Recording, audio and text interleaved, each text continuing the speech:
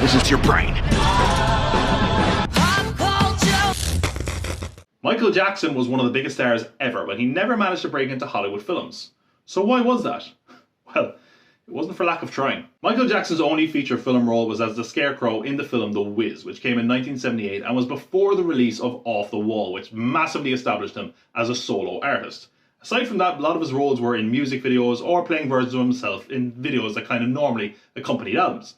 There are a few small exceptions though. He played Captain EO for a film that played in Disney theme parks that mostly played towards his strengths. He also had a cameo in Men in Black 2 as Agent M, and he had a cameo in the apparently awful TV movie Miss Castaway and the Island Girl. He wanted far more substantial roles though. He apparently actively pursued the role of Edward Scissorhands, but Tim Burton never answered his calls, and Johnny Depp got the role of course, and it wouldn't be the last time that Johnny Depp got a role that Michael Jackson wanted, because he made it very clear that he wanted to play Willy Wonka in the 2005 Charlie and the Chocolate Factory film before Tim Burton was involved at all, going so far as to secretly record an entire soundtrack album and present it to Warner Brothers, who apparently loved it, but he would only let them use it if he got the role in the film, and Warner Brothers felt that having him be the lead of a family film was something of a tough sell, which, yeah, it definitely was. God, I'd love to hear that soundtrack though. Of course, when the film finally was released, a lot of people felt that Johnny Depp's portrayal of Willy Wonka was massively inspired by Michael Jackson. Michael Jackson was famously obsessed with Peter Pan, so when they made Hook, Spielberg apparently considered turning it into a musical and have Jackson playing the lead.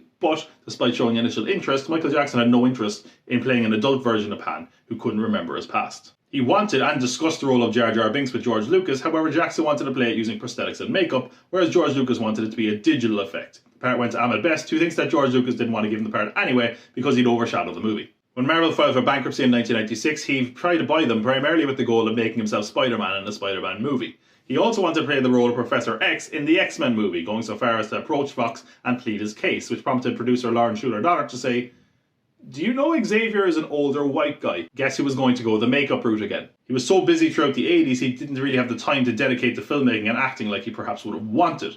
And when he tried to create time in the 90s for more personal projects, is also when the first sexual assault allegations would arise, as they would again in the mid-noughties. And because of that, he became a fixture of tabloids and intense media coverage, as he would be up until his death. And because of that, rightly or wrongly, many studios probably thought having him involved in a major production was a risk. That's why, despite conquering the world of music, the King of Pop would never conquer the world of film the way he hoped, despite his many attempts.